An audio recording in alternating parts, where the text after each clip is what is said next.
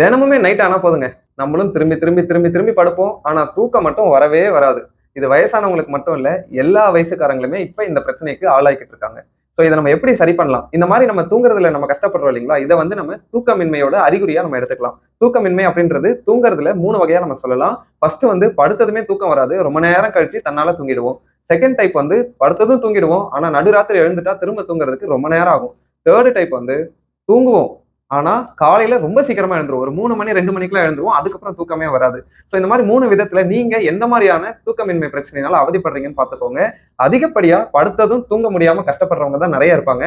நம்ம படுத்ததும் ஏன் நமக்கு தூக்கம் வர்றதில்ல அப்படின்றதுக்கான காரணங்கள இந்த வீடியோல நம்ம பார்க்க போறோம். அது கூடவே எப்படி நான் டெய்லியும் படுத்ததும் தூங்குறது, அதுக்கு நான் என்ன செய்யணும் அப்படின்ற விஷயங்கள் எல்லாத்தையுமே இந்த வீடியோல நான் டீட்டெயிலா சொல்லியிருக்கேன். வாங்க வீடியோக்குள்ள போகலாம். சோ நம்ம தூக்கமின்மை அப்படின்ற பிரச்சனைய பத்தி டீட்டெயிலா பார்க்கறதுக்கு முன்னாடி, தூக்கம் அப்படின்னா என்ன? அது நமக்கு ஏன் அவசியமான ஒண்ணு அப்படின்றத தெரிஞ்சுக்கணும். இன்னைக்கு நாள்ல ஃப்ரெஷ்ஷா இருக்கீங்க அப்படின்னா, ஒரு ஊக்குவிப்போட, ஒரு புத்துணர்ச்சியோட இருக்கீங்க அப்படின்னா, அடுத்த நாளும் நீங்க புத்துணர்ச்சியா இருக்கணும் இல்லைங்களா? தொடர்ந்து வேலை பார்த்தா நமக்கு டயர்ட் ஆயிடும். சோ அந்த டயர்ட குறைக்கணும். நம்ம உடலுக்குள்ள இயங்கிக் கொண்டிருக்கக்கூடிய உறுப்புகளும் கொஞ்சம் ரெஸ்ட் எடுத்துக்கணும். இந்த மாதிரியான விஷயத்துக்கு உறக்கம் மிக மிக முக்கியமானது. சோ அந்த உறுப்புகள் எல்லாம் சரியா செயல்பட்டாதான் நமக்கு தேவையான சுரப்பிகள் எல்லாம் சரியான அளவு சுரக்கணும். நம்மளோட இயக்கத்துக்கு தேவையான தசைகள் ரெஸ்ட் எடுத்தாதான் அடுத்த நாள் இயங்க முடியும். அது மாதிரி நம்மளோட மூளை சோர்வு ஆகக்கூடாது. இதயம் ரொம்ப நேரம் துடிச்சு துடிச்சு அதுவும் டயர்ட் ஆகக்கூடாது. இந்த மாதிரி ஒவ்வொரு உறுப்புகளுமே அதுக்கு தேவையான இயக்கங்களை கட்டமைச்சுக்கிறதுக்கு உறக்கம் ரொம்ப ரொம்ப முக்கியம். ஓகே, இப்போ உங்களுக்கு உறக்கம் ஏன் அவசியமானது அப்படின்னு சொல்லி புரிஞ்சிருக்கும். தினமும் நம்ம தேவையான அளவு தூங்கலை அப்படின்னா நம்மளோட தூக்கம் குறையறதுனால நமக்கே தெரியாம ஒரு சில பிரச்சனைகள் நம்ம உடம்புக்குள்ள ஏற்படும். அதுல ஒண்ணு ஸ்ட்ரெஸ் அண்ட் டிப்ரெஷன். மன அழுத்தம் அதிகமாகிட்டே போகும். அதுக்கடுத்து ஆங்ஸைட்டி. மன அழுத்தம் அதிகமானாலே ஒரு பதட்டம், அப்புறம் வந்து ஒரு குழப்ப நிலை, கன்ஃபியூஷன், இந்த மாதிரியான விஷயங்கள்லாம் அடுத்த நாள்ல நம்ம ஃபோக்கஸை இழக்கிற மாதிரி நடக்கும் நமக்கு. அதுக்கு அடுத்த விஷயம் sugar, diabetes. Diabetes type 2 diabetes வர்றதுக்கு ஒழுங்கான தூக்கமின்மையும் ஒரு முக்கிய காரணமா இருக்கு. அதுக்கப்புறம் உடம்பு குண்டாகிறது, ஒபிசிட்டி. ஒபிசிட்டியும் நமக்கு வர்றதுக்கான, ஏன்னா ஒழுங்கா தூங்கல அப்படின்னா ஸ்ட்ரெஸ் அண்ட் டிப்ரெஷன் எல்லாமே அதிகமாகுது. அப்ப ஸ்ட்ரெஸ் ஹார்மோனான கார்டிசோல் அதிகமாகும். ஆட்டோமேட்டிக்காவே நம்ம உடல் எடை கூடிக்கிட்டே போகும். அடுத்த முக்கியமான விஷயம் ஹார்ட் அட்டாக். இப்ப சமீப காலத்துல பாத்தீங்கன்னா நிறைய ஹார்ட் அட்டாக் வர்றதை நம்ம கண் கூட பார்க்க முடியுது. நியூஸ்ல கேள்விப்படுறோம், எல்லா இதுலயும் நம்ம கேள்விப்படுறோம். ஸோ இதுக்கு காரணம் என்ன அப்படின்னு பாத்தீங்கன்னா, நம்மளோட தூக்கத்தோட அளவு, தன்மை எல்லாமே குறைஞ்சிக்கிட்டே வருது. முன்னாடியை விட இப்ப நம்ம படுத்ததும் தூங்க முடியறது இல்லை. அதுக்கப்புறம் வந்து ஸ்ட்ரோக்கும் இப்போ வந்து சமீப காலத்துல அதிகமாயிட்டே வருது. எல்லா வயதுக்காரங்களுக்கும் வருது. இதுக்கு ஒரு முக்கியமான காரணம் தூக்கமின்மையை நம்ம சொல்ல முடியும். அதே மாதிரி இன்னும் இந்த ஹார்மோனல் இம்பேலன்சஸ், குறிப்பா ஃபீமேல்ஸ்க்கு வந்து இந்த பிசிஓஎஸ், பாலிசிஸ்டிக் ஓவேரியன் சிண்ட்ரோம் மாதிரியான விஷயங்கள் எல்லாம் அதிகமாகிக்கிட்டே இருக்கிறதுக்கு காரணம் இந்த உறக்கம் குறையிறது, நம்ம தூங்குற நேரம் குறையிறது, இந்த மாதிரியான நோய்களை அதிகப்படுத்த வாய்ப்புகளை ஏற்படுத்துது. இந்த மாதிரியான பிரச்சனைகள்லாம் நமக்கு தூங்காததுனால வர்றதுனால தூக்கம் நம்ம உடம்புக்கு எவ்வளவு முக்கியம் அப்படின்றது உங்களுக்கு புரிஞ்சிருக்கும்னு நினைக்கிறேன். சரி, ஓகே, என்னென்ன காரணங்களால நம்மளோட தூக்கம் பறி போகுது அப்படின்றத இப்ப பார்த்தோம்னா, படுத்து பார்ப்போம், புரண்டு புரண்டு படுத்து பார்ப்போம். இதுக்கு மேல முடியாதுன்னு போனை எடுத்து நோண்ட ஆரம்பிச்சிருவோம். ஏதாவது ஒரு ரீல்ஸோ ஷார்ட்ஸோ நம்ம தள்ள தள்ள தள்ள தள்ள நம்ம தூக்கம் கலைஞ்சிக்கிட்டே இருக்கும். நம்ம படுத்து மொபைல் போன் யூஸ் பண்ணும்போது நம்ம தூக்கம் தொலைறதுக்கான காரணம் என்னன்னு பாத்தீங்கன்னா, நம்மளோட சர்க்காடியன் சைக்கிள். அது என்ன சர்க்காடியன் சைக்கிள் அப்படின்னு நீங்க யோசிக்கலாம். அது ஒண்ணு இல்ல, ஒரு கடிகாரத்தை மனசுக்குள்ள வச்சுக்கோங்க. அந்த கடிகாரம் உங்க உடம்புக்குள்ளேயும் ஓடிக்கிட்டு இருக்குன்னு வச்சுப்போம். அதாவது நீங்க காலையில டெய்லியும் 5 மணிக்கு எழுந்திருப்பீங்கன்னா, லீவா இருந்தா கூட அன்னைக்கு 5 மணிக்கு நீங்க எழுந்துருவீங்க. அதே மாதிரி டெய்லியும் வந்து 11 மணிக்கு நீங்க ஒரு காஃபி குடிப்பீங்கன்னா, ஒரு சில நாள் குடிக்க முடியல அப்படின்னா உங்களுக்கு அந்த காஃபி வந்து குடிக்கணும்னு தோணிக்கிட்டே இருக்கும். இந்த மாதிரியான நம்மளோட ஹேபிட்ஸ், பழக்கங்கள், சர்க்காடியன் சைக்கிள் நம்ம உடம்புக்குள்ள இருக்க கடிகாரத்தால தான் உருவாக்கப்பட்டு அதை வந்து ஃபாலோ பண்ணிக்கிட்டு இருக்கோம். நமக்கே தெரியாம ஒரு விஷயம் நம்ம ஆர்டர்ல ஃபாலோ பண்ணிக்கிட்டு இருப்போம். அந்த ஆர்டர் சேஞ்ச் ஆகும்போது நம்ம உடம்பு அதை மாத்திக்கணும். நம்ம உடம்பு அந்த ஆர்டரை மாத்துறதுக்கு கஷ்டப்படும்.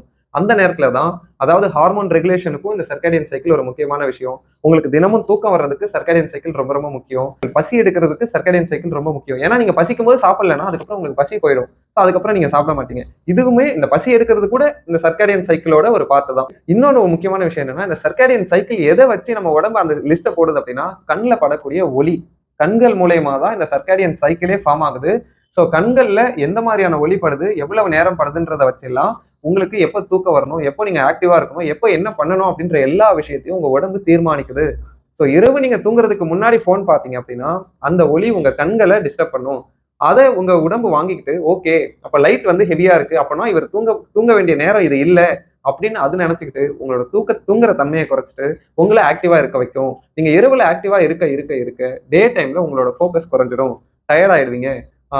மன அழுத்தம் அதிகமாகும், ஃப்ரீயா இருக்க மாட்டீங்க. இந்த மாதிரி நிறைய விஷயங்கள் அடுத்த நாள் உங்களுக்கு இம்பாக்டா இருக்கும். ஒரு நாள் நீங்க இரவு தூங்கலனாலே அடுத்த நாள் இந்த மாதிரியான விஷயங்கள்லாம் நீங்க ஃபேஸ் பண்ணுவீங்க. இது ஒவ்வொரு நாளும் தொடர்ந்துகிட்டே போகும்போது உங்களோட உறக்கமின்மை சீரியஸான பிரச்சனையா மாறும். அந்த நேரத்துல தான் ஹார்ட் அட்டாக், டயபெட்டிஸ், உடல் எடை கூடுதல் இந்த மாதிரியான விஷயங்கள்லாம் அதிகமாகிட்டே போகுது. ஸ்ட்ரெஸ் லெவல் அதிகமாகிறது இந்த மாதிரி விஷயங்கள்லாம். ஒரு எக்ஸாம்பிளுக்கு சொல்லணும்னா 2017 நடந்த ஒரு மீட்டிங்ல வந்து இந்த நெட்ஃபிளிக்ஸோட சிஇஓ வந்து அவர் பேசியிருக்காரு அந்த மீட்டிங்ல.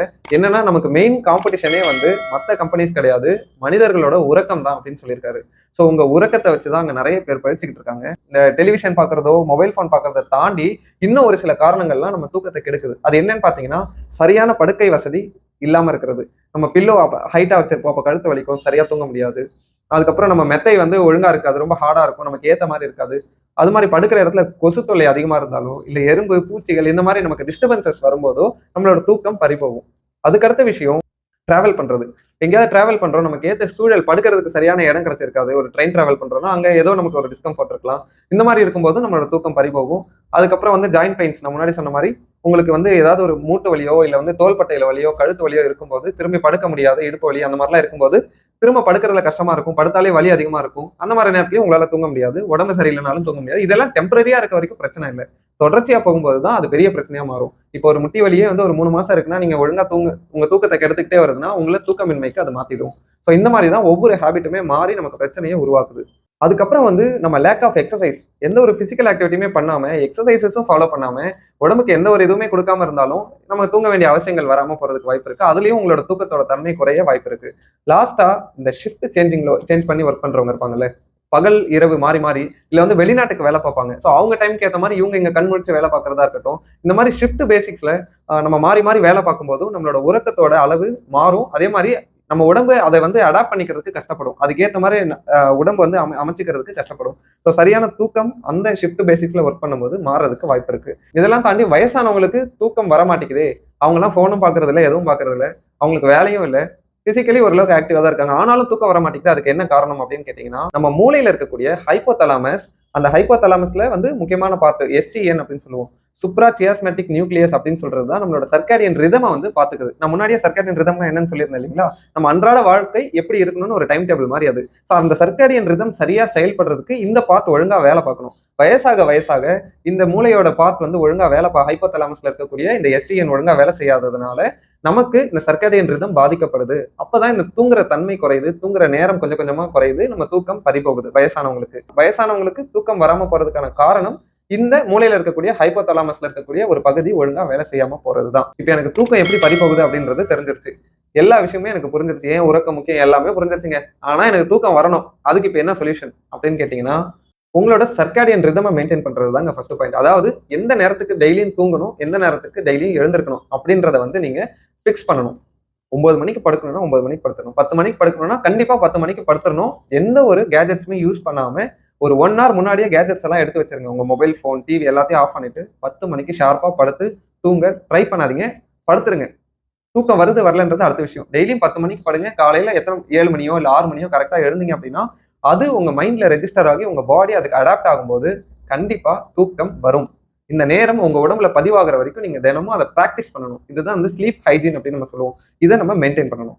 செகண்ட் விஷயம் வந்து நம்ம பகல்ல தூங்குற நேரத்தை குறைக்கணும். பகல்ல 20 நிமிஷத்துல இருந்து அரை மணி நேரம் வரைக்கும் தூங்கினா பிரச்சனை இல்லை. இதுவே 1 or 2 hours தூங்கி உங்களுக்கு கனவெல்லாம் வருது அப்படின்னா உங்களுக்கு அந்த நைட்டு தூக்கத்தை டிஸ்டர்ப் பண்றதுக்கு வாய்ப்புகள் அதிகம். இது 2வது விஷயம். 3வது விஷயம், பிசிக்கலி ஆக்டிவா இருங்க. உங்களோட ஜாபோட சர்க்கம்ஸ்டன்ஸ் எப்படி இருக்கோ அதுக்கு ஏற்ற மாதிரி உங்களோட பிசிக்கல் ஆக்டிவிட்டிஸ் அதிகப்படுத்தி கூடுமான வரையில் உங்க உடம்பு ஆக்டிவா பகல்ல இருந்தது அப்படின்னா இரவுல ஆட்டோமேட்டிக்காவே ஓய்வுக்கு போயிடும். ஸோ பகல்ல எந்த அளவுக்கு நீங்க ஆக்டிவா வேலை பார்க்குறீங்களோ நைட்டு தூங்குறதுக்கு அது உங்களுக்கு ஹெல்ப் பண்ணும். 4வது விஷயம் வந்து உடற்பயிற்சி. உடற்பயிற்சியும் ஒரு நாளுக்கு உங்களுக்கு தூக்கத்தை அதிகப்படுத்துறதுக்கு பயன்படும். எந்த விதமான உடற்பயிற்சி வேணும்னாலும் நீங்க பண்ணலாம். அப்படி எதுவுமே பண்ண முடியலைங்க அப்படின்னா அட்லீஸ்ட் நடைப்பயிற்சியாவது தினமும் பண்ணுங்க. அது உங்களுக்கு தூங்குறதுக்கு உதவி பண்ணும். அதுக்கு அடுத்த விஷயம் மெடிடேஷன். தினமுமே ஒரு 5ல இருந்து 10 நிமிஷம் நீங்க உங்க சுவாசத்தை மட்டும் கவனிங்க. இது ஒரு டைப் ஆஃப் தியானம். உங்க மூச்சு எப்படி உள்ள எடுக்கிறீங்க, மூச்சை எப்படி வெளியில விடுறீங்க, இதை மட்டும் பொறுமையா கவனிச்சு ஒரு 5ல இருந்து 10 நிமிஷம் பண்ணீங்கனாலே உங்களுக்கு அது மிகப்பெரிய ரிலீஸை கொடுக்கும். ஸ்ட்ரெஸ் லெவலை கட்டுக்குள்ள வைக்கிறதுக்கு ஹெல்ப் பண்ணும். தினமும் பிராக்டிஸ் பண்ணணும், அதுதான் இதுல முக்கியமான விஷயம். அடுத்த விஷயம் வந்து சூரிய ஒளி படுற மாதிரி நிக்கிறது. சன்லைட் நம்ம உடம்புக்கு ரொம்ப ரொம்ப முக்கியம். ஸோ இந்த சூரிய ஒளி படும்போது நம்மளுக்கு விட்டமின் டி வந்து அதிக அளவு ப்ரொடியூஸ் ஆகும் நம்ம ஸ்கின்ல. அது அந்த விட்டமின் டி நிறைய விஷயங்களுக்கு நம்ம உடம்புக்குள்ள பயன்படுது. நிறைய ஹார்மோன்கள் பிரச்சனைக்கு வந்து விட்டமின் டி ஒரு சொல்யூஷனா இருக்கிறதுனால அது தேவையான அளவுக்கு நம்ம உடம்புல இருக்கணும். அது மாதிரி நம்மளோட தசைகளுக்குமே விட்டமின் டி மிக மிக முக்கியமானது. எலும்புகளுக்கும் விட்டமின் டி முக்கியமானது. ஸோ விட்டமின் டி கிடைக்கிறதுக்கும் அதே மாதிரி சூரிய ஒளி படும்போது உங்களோட சர்க்காடியன் ரிதமும் மெயின்டைன் ஆகும். சூரிய ஒளி சர்க்காடியன் ரிதம்க்கு ஒரு முக்கியமான விஷயம்ன்றதுக்கும் ரிசர்ச் இருக்கு. ஸோ இதெல்லாம் ஒரு விஷயம். அடுத்த விஷயம், தூக்கத்தை அதிகப்படுத்துறதுக்கு நம்ம என்னென்ன உணவுகள் சாப்பிடணும் அப்படின்றது.